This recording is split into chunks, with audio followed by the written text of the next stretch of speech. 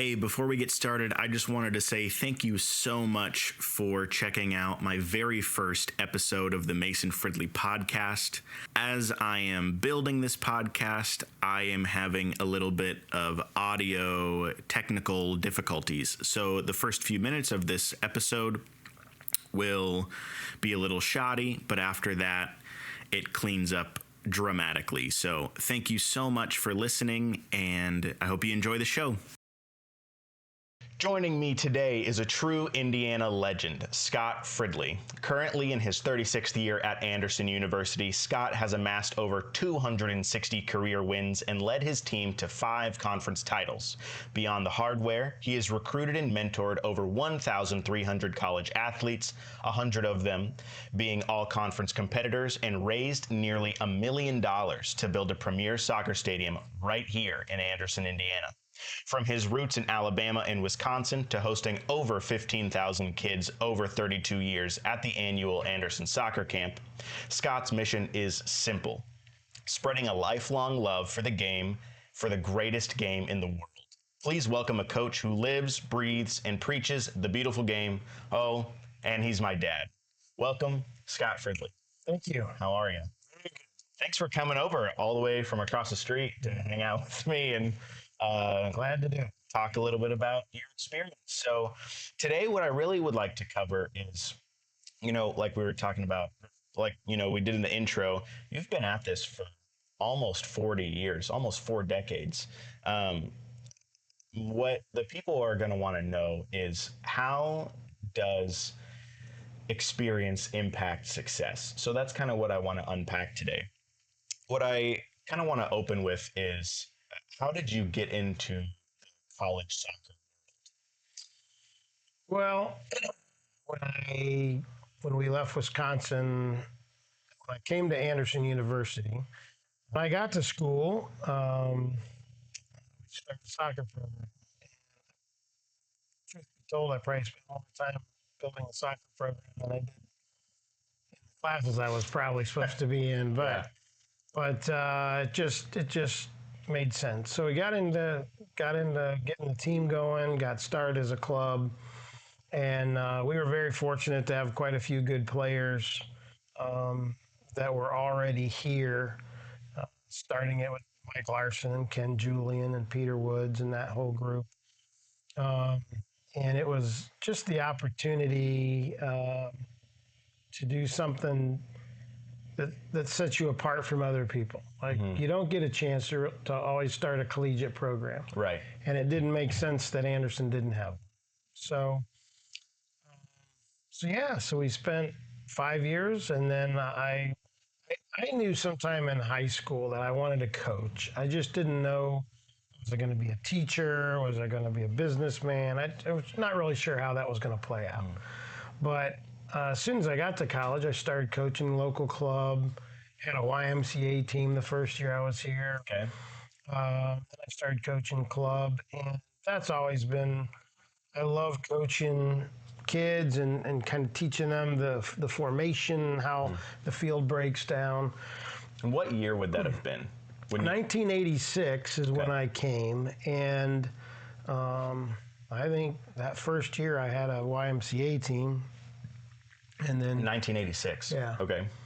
As soon as I got here, and so what got you into this mindset of being a coach? Because I feel like a lot of kids at that age, you're 18, you're just trying to figure out who you are and what you're doing. How did you come in and have the idea to be a coach? So in high school, when I kind of had this idea I wanted to be a coach, there was very few teams I was not the captain on. A lot of club teams, a lot of places that I felt the leadership role was expected of me, and I've always been louder than most people. But trying to build that dynamic of leadership, and so in high school, sometime I just knew I wanted to coach. I went to college and got into the business world and everything, and was able to continue to keep coaching. And when I got done with my college career, The athletic director hired me December 1st of 1990 to become assistant coach. And as I was working for Marriott at the time, it was just kind of a dual thing. But I just always thought I wanted to be a coach. Okay. So Yeah. So you came in and you said, they don't have a program. I have a unique opportunity to start one here. that's right. Okay. And so, but you also got involved with youth sports right away. And then what was that transition like from being a student to being a coach, to being the first full-time coach for the program? Or, yeah, what was that transition like? Well, in December 2nd of 94 is when the athletic director hired me as full-time, as the regular men's coach. Because it didn't become a full-time sport until 2001. Oh, okay. As a coach. As a coach. Okay. But because you were a collegiate team by 88? 89 was our first collegiate year. Okay. So I got to play 89 and 90 as a varsity athlete. Okay. So you graduated in 90. Graduated. I was done December 90, the same month I got hired to be an assistant coach. Okay. And I was working full-time for Marriott at that point. Okay. Yeah, so how did what was that shift like for you from being a student to now working for the university, being a coach?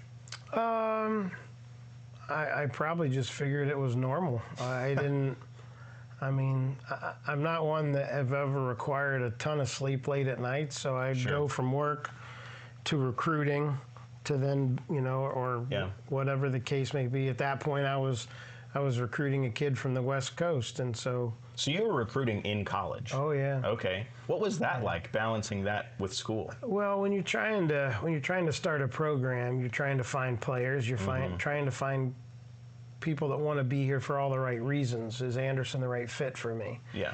And so I think that taught me early the recruiting side of it, what kind of we're looking for, and who we want to be and how we want to be, because you just don't want to recruit anyone and everyone to be. Sure. Anderson is like any school, it has its own selection, its own thing, and you're trying to find those kids that are a good fit for what we are. Right. So when switching into college coaching, I just thought I always wanted to coach. Yeah. And so I had this opportunity, and instead of going elsewhere, I just thought it was important to get it started. Yeah. And get things to where something we could be proud of here at Anderson, because it just made no sense there was no soccer here. Yeah. So when you started that, did you think you'd be here for 36 years now? We moved a lot as kids. My dad was in food service, and we moved a lot. And so I don't think I wanted to move that much anymore. I was tired of moving. Yeah. But, we've turned down some opportunities coaching at other places because I didn't think they were the right opportunities, or it just didn't make sense for my family at the time. Yeah. And again, I want to make sure that Anderson University is seen as a competitive, a wonderful place to be, a place that kids will want to come and get their degree and be a part of a soccer program that is near and dear to my heart, right? And trying to find those kids that love to be here for all the right reasons. Yeah. Hey, I just wanted to take a second to say thank you to Hurley Business Consulting for sponsoring today's episode, and I wanted to tell you a little bit about what they do. You ever wish that you were more organized and had systems in place that resulted in more appointments and closed deals? I gotta tell you, I've used their sales momentum system, and it has helped me dramatically to gain some consistency and develop the routines in my business that I got to do every week. Using the sales momentum system, you'll land more of those meetings with your ideal customers and close more of those deals. This is a repeatable system that has been proven to work for even the worst procrastinators and excuse makers, me. Sign up for a free 30-minute consult by visiting hurleybusinessconsulting.com, or you can give them a call at 317-490-2644. Again, thanks so much, Hurley Business Consulting, for sponsoring this video. Let's get back into the episode. 35 years at the same school. What has that experience been like for you, being at the same place for so long? You've probably seen a lot of change. You've seen a lot of different stuff. What has it been like to be at AU for so long? Well, first and foremost, I love the school. Yeah. And it's the school that I've always known growing up. So it's got a special place in my heart, by all means. Being here 35 years, just starting my 36th year, it's kind of hard to believe I'm still here. But then again, it's not, because I have some unfinished business, right? When I retire, when I call it a day, I want to make sure that everything is in place so the next coach can just coach, and and they can continue a tradition of competitiveness and working hard to build great young men. For 10 years, great young women, but currently great young men. Because my first job is making sure they graduate.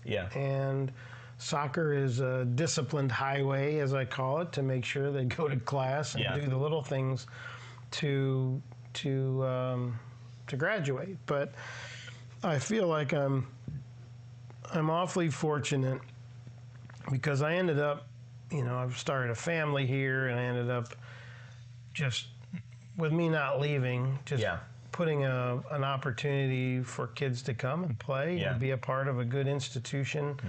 And I really don't know if I ever answered your question. No, I don't remember what does. It was. And I also think that I think a huge benefit to being in the same place for a long period of time is you kind of put your stake in the ground, and assuming that like you've done a lot of good work here, so people know you as the Anderson soccer coach, and that has a really strong connotation to it.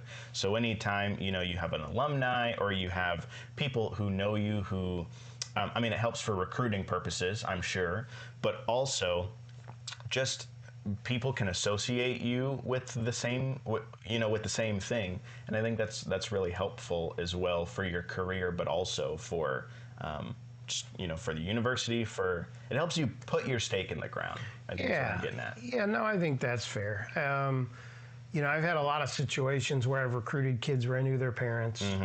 I have run 2 different clubs.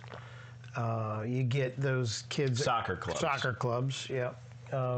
Growing up, he was a soccer club director of coaching for a long time. And so a couple of weeks ago, I was telling somebody about the club, and they were like, "What are you talking about? You went to the club all the time?" I was like a 12-year-old. Like, no, it's a soccer club. So I wanted to clarify that. But But meeting those people and recruiting kids that I had in club, or recruiting people that knew me, or now it's slowly getting into players who played for me. I've now had a couple of those, and I think I'm never going to go down in history as the greatest soccer coach of all time, but I'm going to go down in history as somebody who cared about their kids, who cared about the institution, the Anderson University, and make sure that my kids get a good education, have a good soccer experience, and try to leave with no regrets. Try to leave so they feel like, okay, we did everything we wanted to do. They came out better than how they came in. And so that process is I walk alongside them, making sure that whatever they need from me in that college experience, because every kid is different. I've had to walk along some kids that were more like a surrogate parent. Some kids are just, for some kids I'm a picture on a dartboard, right? But it just kind of depends on what they need from me. And making sure that I'm there to make sure that they get through and get graduated and on to life. And I think that's part of the reason that we have such a strong alumni, because they know I care about them. I care about them before they get here, after they leave. They're very important to me, and we've built those relationships, and we want to continue those. Okay, I want to shift to the recruiting side a little bit. We've touched on it a little bit, but I guess the first thing I want to know is, how has that changed over the years for you? I think early on, I had to figure out how to get in with people, how to understand coaches, so I started this high school camp 24 years ago, where we bring in teams in the summer. We have up to like 35 teams. 600-700 kids come through here, and so it gives me a chance to get to know those coaches. Yeah. And so when I was a young coach, I didn't know anybody. Yeah. And so I'm knocking on doors trying to get to know coaches just so they know if I send my kid to Anderson, he's going to be taken care of, or this is what he's going to look forward to. Right. And I was very fortunate in the 90s to be able to get some really good players that really helped kind of establish us right off the bat. Because usually young teams struggle and lose a lot of games and don't fare so well. Yeah. And I'm just not one who likes to lose very much. Yeah. And I don't enjoy it very. And in those first 10 years, how many seasons do you think you were over 500?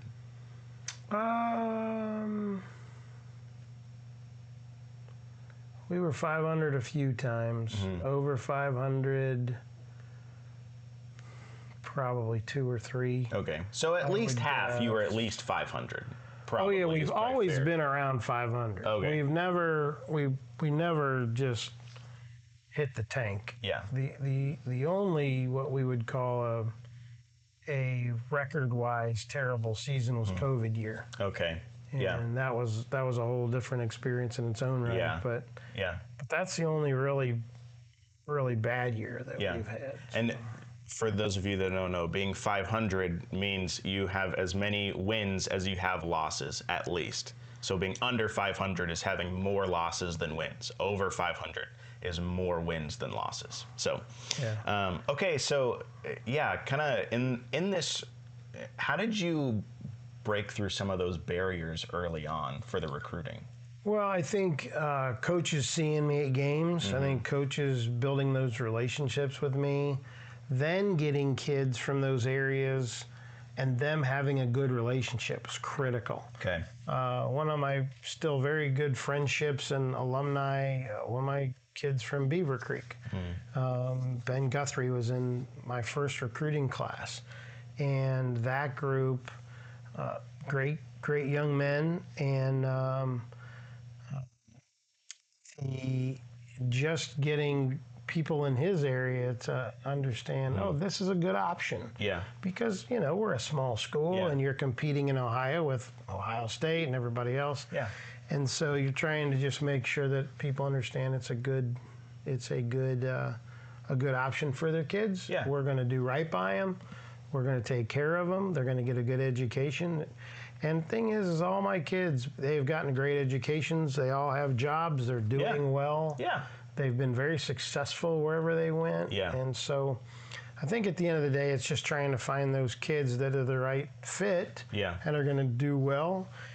And that was the hard part in the 90s and 2000s, was building those rapports with those coaches, which many of them are now gone, right? Yeah. The next generation of coaches has now come in, and now I've seen 2 or 3 generations of coaches in my time here. Yeah. So it's a lot of connecting with high school coaches. Is that what you mean? And club coaches. Okay. So you have a lot of club coaches that do both, but then you have a lot of club coaches that only do club because they generally pay better. Yeah. Okay. So how are you connecting with them? You're going to tournaments? Are you doing calls? Are you emailing? I honestly, also, I am 25, so I don't know what the emailing scene was like in the early 90s. So what does that? What in the 90s, it was all calls. Okay. It was cold calls. It was going to games and walking up and shaking hands and meeting people. Just building lists of club and high school coaches and then just calling them up. Yep. Okay. And so as I build that rapport in the 90s, now as in the 2000s, as email and everything else got really rolling, I would send letters. So in the 90s, I would send letters to 100 coaches and say, hey, for the next couple of years. Individually? Yeah. Okay. This is what I'm looking for. Okay. This is what I need. And I'll follow up with a call. Yeah. Kind of thing. And so everything was letters. All my recruits were letters. Letters. Handwritten. Handwritten letters. You weren't printing them off or anything? No. I'm lucky to get my printer to work right. But then postcards. Okay. Did a lot of postcards. I did a lot of birthday postcards, Because I'm a big believer in that personal touch. Yeah. I care about my kids. Yeah. And I want to make sure that, whatever I could do to get them here, Yeah. we wanted to do that. Yeah. Because, you're gonna walk into a living room and you're gonna make mom happy and you make dad mad, or vice versa. You're never gonna make everybody in the room perfect. Yeah. But you're trying to make sure that the young man feels like, okay, I can play for him. Yeah. That's a comfortable place for me. Right. I can excel there. Yeah. But you're never going to make them all happy. Right. Right? I go into a living room and I'm like, I don't know if I'll teach a kid anything, but I'll make sure they eat right. Or they have plenty of food. Well, Yeah. mom's happy. Yeah. Dad's mad. Yeah. And then dad wants to know, okay, how are we going to tactically get this done? But it's funny. But That is fun. But it's fortunate that I get the opportunity to get into living rooms. And I mean, just the other night, we sat down at Roosters with a couple recruits and their dads just to give them a chance to meet me. Okay. And just to get to know me. Cool. And so, because that's really what it comes down to. I don't know if you ever saw Jerry Maguire. That personal touch, I've had a lot of people call me and say, that kind of reminds me of you. Well, I don't know if I'm that flamboyant or whatever, but that personal touch, that face-to-face is critical. Yeah. And so many coaches that I dealt with even in the 90s, 2000s, they were doing everything from their office. Even with the phone calls, and it's personal, but not ever getting out of their office and seeing the kids. And I think that's the difference. I think the kids have to see you. Yeah. I don't necessarily love driving down to Florida to see 4 kids play. Yeah. But that tells them that they're important to me. That tells them that this guy would really like me to be at his school. Yeah. Yeah. And so you do those things. And not that I mind travel or anything else, but Sure. But there are those things you have to do to driving to Florida on a Wednesday is not always your favorite thing that you're going to do. However, it means a lot to the kid who is, could be on your team. That's right. And I'm sure that also helps build rapport within the team. Like at least all the players on the team know that their coach cares about them. Yeah. Oh yeah. I mean, and driving, I'm used to driving. It's easy. I'll drive to Detroit for a game and drive home, or St. Louis or whatever. Because driving is pretty easy for me. Yeah. But it's important, right? It's important because that's how you make sure the kids know you want them there. Yeah. So in this recruiting scene, how long did it take before it felt like you really hit your stride? I felt like the 2000 group, I worked hard on the 94 group. That was my first, but didn't know if I was doing it right. Yeah. So it took you 4 years. Well, then I had like the 96 group. Yeah. Was a quality group, and I thought I did a fairly good job with them.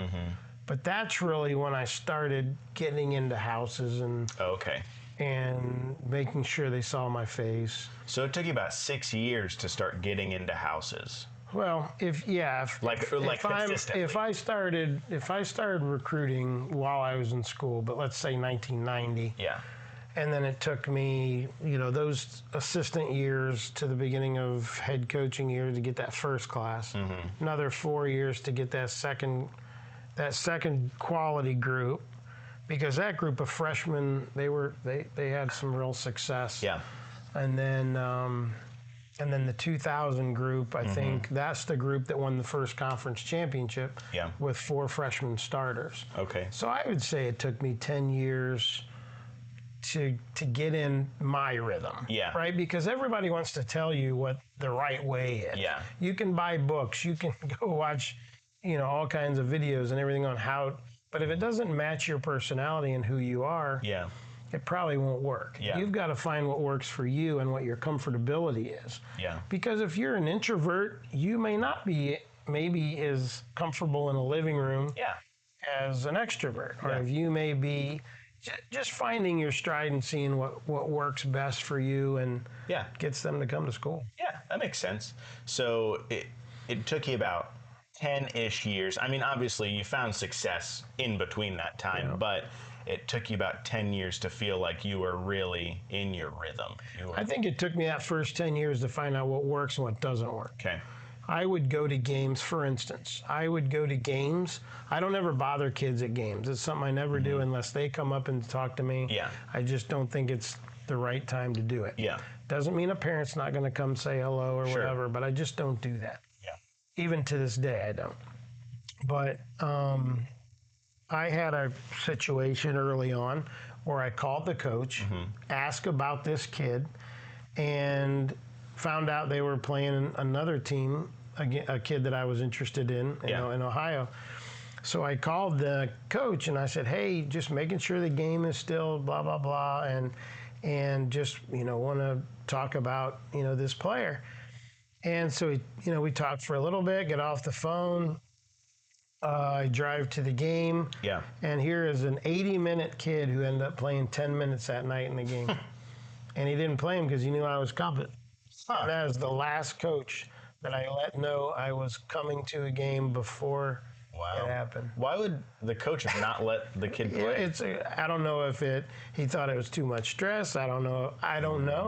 None of us know. Yeah. And that is strange. It is super strange. And you never want to target a kid or hurt what they regularly are doing. Yeah. Right? This should be an opportunity for your kid to be seen. Yeah. So I was not very happy. So this is the last time I ever told a coach that I was coming. Okay. Yeah, well, that would make sense. Okay.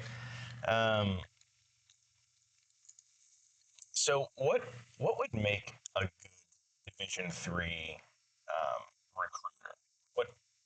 What kinds of things do you see that would make a good Division III recruiter? Well, number one, they got to see your face. So face-to-face is important. I tell every recruit, listen, I'm not going to call you every week. Yeah. It's not going to happen.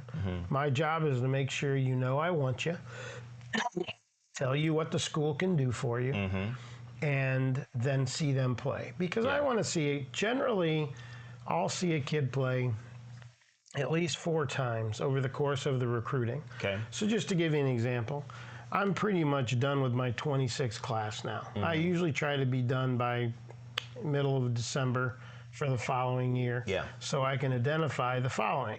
Right. So now, like when I'm going to showcases in January and February, I'm not only finishing my class because I'm all but done, but now I'm identifying the 27s and the 28s. Yeah. The next 2 classes that I'm looking for that certain kid. Right. Because I'm not a mass recruiter. I'm not out there recruiting 200 kids. Some of my closest friends, they contact 300 kids to try to get their 10 or 15 or whatever. Yeah. And whatever works for you, right? It's your business. Yeah. But me, I'm pretty selective. Yeah. And so I'm out there trying to find the right kid for the right place. And and I'm sorry, I just forgot what your question was. No, you're fine. I was wondering what makes a good Division III recruiter, and you had kind of started talking about how there are lots of different ways to do it. So. Yeah, because some coaches get to rely on, they win conference championships every year. Yeah. So they're relying on the awards and the accolades. Yeah. People hearing about them winning would bring in more players. 100%. Yeah.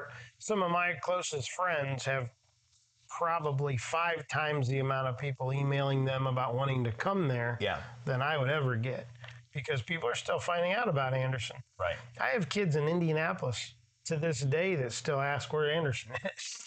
That's crazy to me. Yeah. That's even possible. But I think face to face, going to see him play, a little bit of contact, that's normal. Yeah. Again, I'm not going to call him every week, but maybe you shoot him an email and say, whether you're checking on schedules or saying hello or happy birthday or whatever. But that's the thing is, the personal touch is something that's been important to me since the beginning. And I can tell you, a lot of other coaches don't do that, but they find ways to be successful. Sure. So it's just whatever works for your school and your program and your system. Absolutely.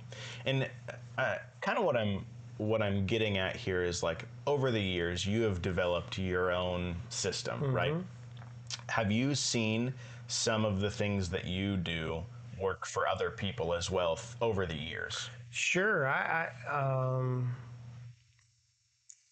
Generally in talking to other coaches, you get into a living room. Mm-hmm. If you're a Division I coach, you're probably in the living room with your top, Sure. right? Because those top 10, you're giving them a full ride. You're hello to mom and dad, and they're coming to your school. Yeah. For me, it's an opportunity for them to get to know you. But the difference is when you're in their home, they're comfortable. Yeah. Like sometimes I go in. I went to a house visit 2 years ago, and the grandparents were there. The girlfriend was there. The girlfriend's parents were there. I mean, it was like 10 people. Wow. Well, some people might get a little overwhelmed by that. Yeah. Where it's not just the kid and the parents Right. or whatever. Sometimes it's dinner. Sometimes it's. But I think I excel in those situations because I don't have a problem talking. Yeah. And I don't have a problem talking about Anderson University. Sure. And so trying to just make sure that they could understand how they could be comfortable there. Yeah. But when you're in their world, now they're a lot more comfortable asking questions. Yeah. And when the 10 years I coached girls, I found that was really important because when I really was able to lock in some kids, it was when I was at their place. Yeah. Because then they could ask the questions they're too scared to ask when they're in your office. Sure. Does that make sense? Yeah. Yeah. That makes sense. Okay.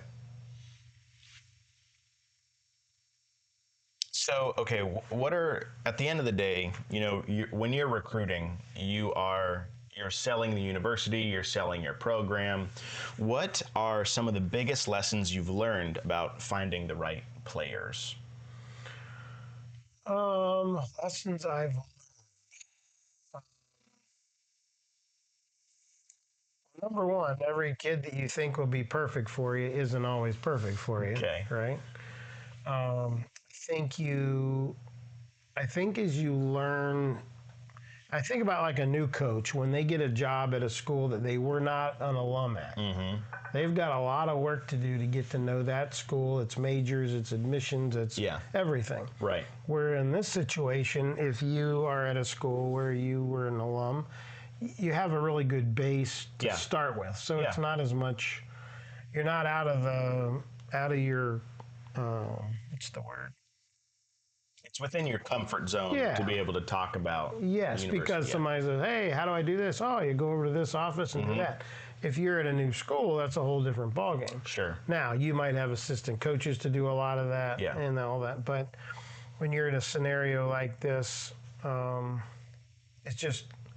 it's really just trying to make sure that, sorry, I've completely forgot the question. No, you're fine. I completely forgot. You're okay. The question was, what are some lessons you've learned about finding the right players over the years?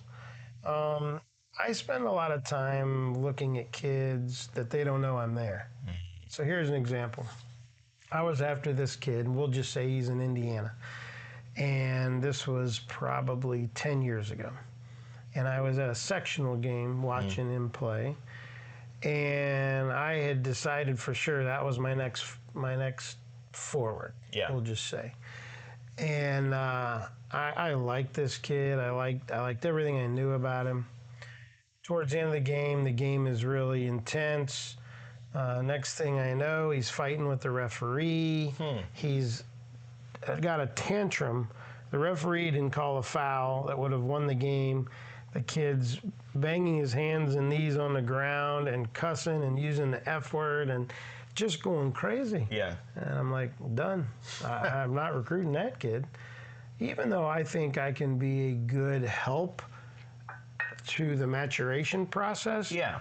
You get kids like that just are just not in the right mental status. Yeah. You have to not only spend more time to help them, but does it fit in your culture? Yeah. And it's just trying to find out that balance, whether it's a religious balance, whether it's a playing balance, whether it's it's still just trying to figure out what you can handle, what kind of time you have to deal with one person, because you have 35 kids. Yeah. And so you have to divvy up the time to everybody. Some need you more than others. Yeah. But that taught me immediately that I want to see them play when they don't know I'm there. Yeah. Because that saved me problems down the road. Right. That I didn't know about, that I might not have known about. Yeah. That makes sense. So earlier we were talking a little bit about how how you're doing these calls, emails, letters, all that kind of stuff, going to games, sitting in people's living rooms, that kind of thing. Have you been using social media to help recruit kids? Is that something that you've So we have a pretty active social media platform with our soccer team, with our alumni, and with our soccer camp. Mm-hmm. And I'm fortunate that my daughter does a good job with Mm-hmm. it. She did not like how I used to do it, so she took it over and does a great job. Yeah. And I do think it's important. I do watch who follows. Yeah. And when I was on the phone the other night, I did a Zoom call with a kid from Texas. Mm-hmm. And within a half hour, I noticed that he started following one of our sites. Yeah. And so that was kind of cool. And just on the way over here, I noticed another kid from Ohio that we're talking to just started following us. And cool. So that's why the social media for me, social platform is so important. I'm sure I use it differently or more than other people or less, I don't know. But trying to make sure that everything that goes on there is professional. Yeah. Make sure that it looks good, make sure it looks active, make sure it looks exciting. Because you never know, you might just get that one kid. It's down to 2 schools, and one cares about it and one doesn't care about it. Or one has a camp and one doesn't have a camp. Or, you never know. Every kid is different for what they're looking for. Yeah. And so having a professional platform is very important. I've used that to our credit for this fundraising. Like we've done some fun videos and some things where we can attract the attention of not only AU alumni, not only soccer people, but even my friends and people that we've had over 450 people give to this project since 2018.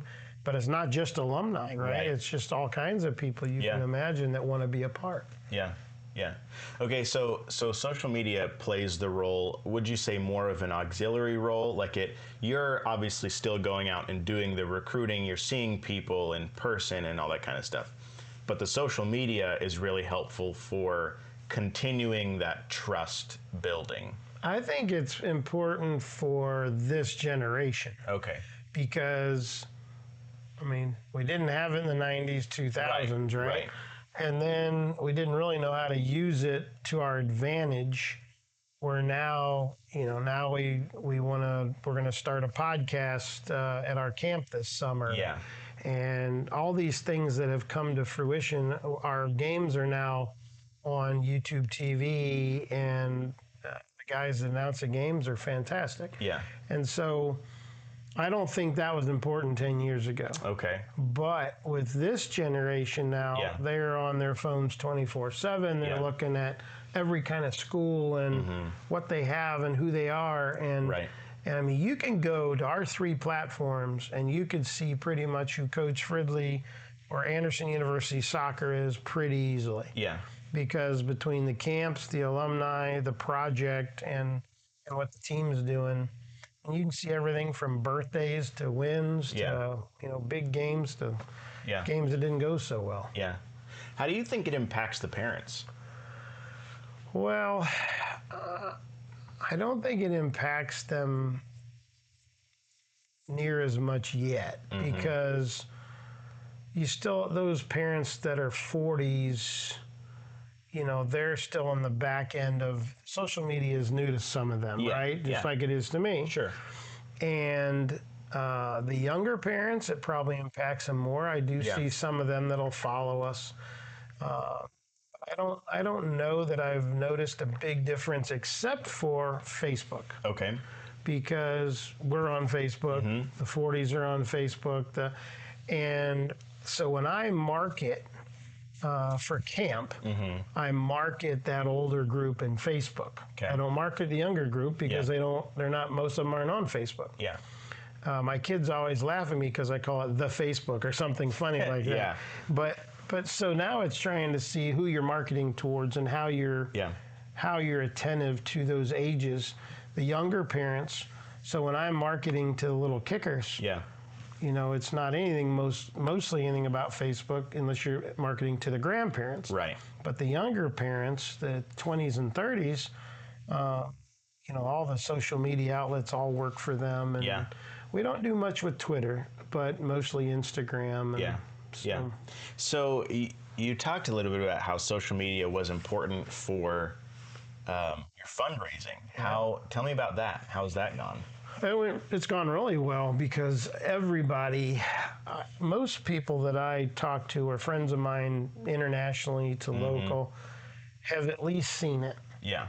And have had the opportunity to at least know what we're doing. My friends in Alabama, Wisconsin, Baltimore, California, doesn't matter because we have it on everything. And people that follow, whether it's just me, because they're friends of mine, or they follow Anderson Soccer or whatever, they've been able to follow along the project. Yeah. Because if you go on there, you'll see the scoreboard going up 10 years ago. You'll see all the building of everything, which has been important for the alumni because when you, as I have found, I've learned so much about fundraising in the last 10 years. Yeah. But when you're asking people for money, they want to see results. Yeah. And if they see results, they'll give again. If they see no results, good luck. Yeah. And so what we have done is we took a build as we raise kind of attitude. Yeah. So people saw that. A crowdfunding approach is what some people would call it. It's like as you raise the money, you would spend it to grow the Yeah. I so guess. like as you're like the lights how much were the lights that you just put up? The lights themselves, or electrical, or which or part just of it? How much it costs to install to get the whole thing done? Just to get the lights up, were $225,000 for the lights. So like you needed, you go out and you say, hey, we're looking. Here, let me back up. Yeah. So let's talk about the stands. Okay. So when we started in 2018, people were giving money, but just, whatever they could. Yeah. We weren't getting a big chunk in there yet. Yeah. And so COVID hit. Well, when COVID hit, we still didn't have the new stands. Yeah.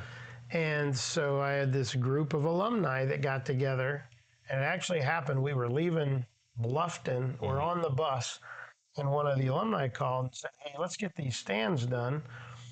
I'm going to call these other 7 guys, and we'll do a challenge to try to raise this money in 6 weeks. Okay. And so we needed, because we could never get $82,000 in one pot. Yeah. Right.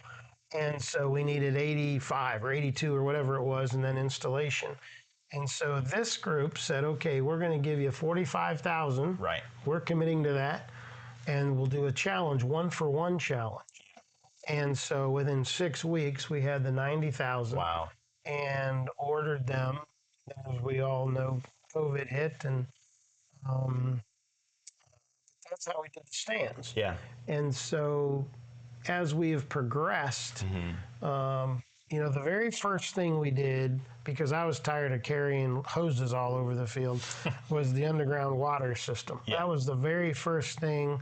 When I got $18,000, that's the first thing I put in. I didn't care about anything else. Yeah. And that also helps with the growth of the grass and everything. So, so that's kind of how it's. So then we put these project pieces. So now it's like, last year, Day of Giving, 2 years ago, Day of Giving, electricity was $120,000 because we had to start from scratch. Okay. New electricity, new boxes, everything. Okay. That was $120,000. So Day of Giving, okay, $120,000 for electricity, 200 and whatever for the lights. Yeah. So we were able to raise everything for the electricity. Yeah. And so that was a good start. Now, we didn't have enough for the lights, but we at least got the electricity, brought the company in. They built the infrastructure so we could never have an electrical problem again at the soccer field. Yeah. Because under the old system, I'd start a compressor and all the lights would turn off or something crazy.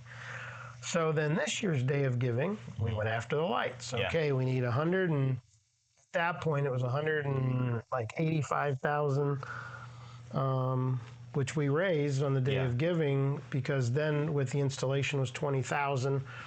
Well, then we had the tariff hit, and so that the day I thought we were ordering them, the tariff hit and it added $23,000. Jeez. And how do you do that? Well, fortunately, this group has been very committed to the project. Called me the next day and said, I'm going to put a check in the mail to you so we can get this done. That's crazy. It was awesome, right? It's just things you just can't even believe. But if that's crazy. But if you trust in God and you have faith, I think that makes a massive difference. So that's kind of how the projects, as they go, as we, anyway. So in the fundraising, in the being a coach, soccer camp, all that, you've been doing this for almost 40 years. And it, I'm sure, has not always been sunshine and roses. So how do you find it? How do you find the energy to keep going when things get really hard? Well, Anderson's had some difficulties over the years as a small school, as a lot of small schools do. But I just leave it in God's hands. I believe I'm in where I'm supposed to be. I have faith that God put me here for the right reason. And I have faith that if something were to happen, He'll take care of me. But I just believe in Anderson University. It's the kind of place that has kind of made me the person I am. We've been able to have a lot of kids come and make it their own. And I just wake up every day. I just don't ever feel like I go to work. Because I think I work more than most people I know. And my days are longer than most people I know. I don't have a 9-to-5 job or go home at 4 o'clock or anything, and I'm on the phone once my wife goes to bed and everything's quiets down, then I get a couple more hours of work done. People are, so it's quiet or whatever. I don't have, other than the dog yelling at me, I don't have anybody, it bothered me at midnight. So,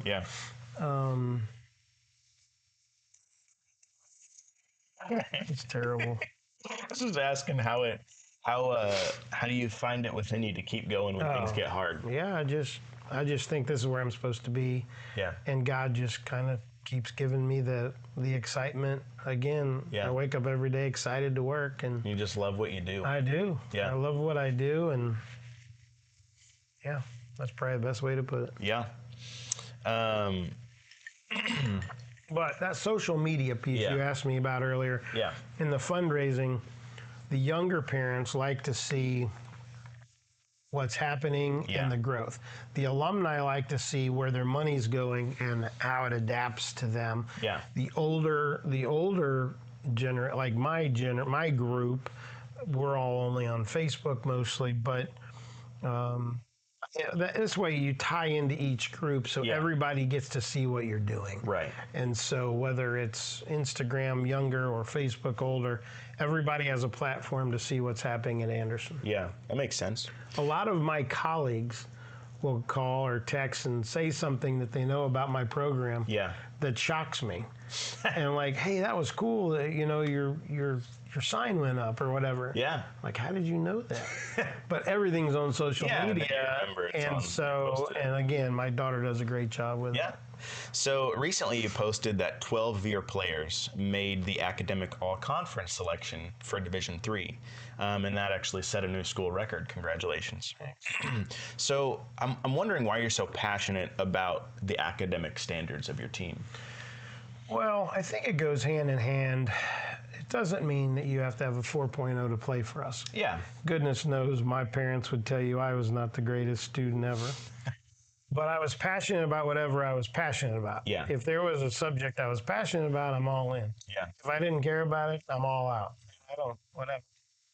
But to make sure as I'm recruiting in a Division III world where academics plays a big role in the financial aid.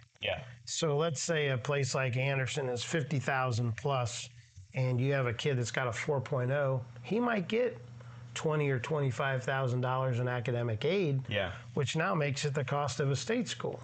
Which now it kind of evens it out a little bit to where the young man might want a small school experience, but who wants to pay $50,000? And so it's so if you're finding those kids that at least get some academic or some financial help that way, that's a big help. You also find when you have kids that work hard in the classroom, it doesn't mean that they're smarter than everybody else, but they might work harder than everybody else. Well, that sometimes translates onto the field. And it's kind of funny you ask that, because like since we've had engineering, we have a lot of engineers on the team. I do kind of feel like my team's a little smarter when they're listening.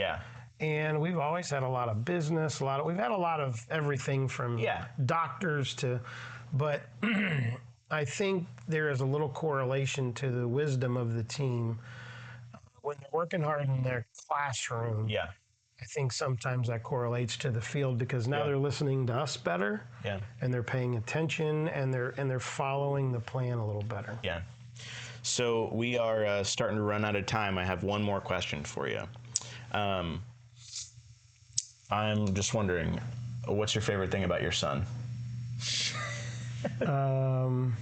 He's passionate, he's lovable, he's empathetic, and just fortunate that he's my son. Well, thanks. Thanks for coming and chatting with me. That's it for me. That's what we got. Right, we're almost at an hour. Oh, geez. But thank you thanks for joining. I appreciate it. First episode, and my camera died, so we're not gonna video it. But thanks for joining. Again, this is the Mason Fridley Podcast, whatever we're gonna call it later. Scott Fridley is joining me today. Thanks for coming. Thank you for having me.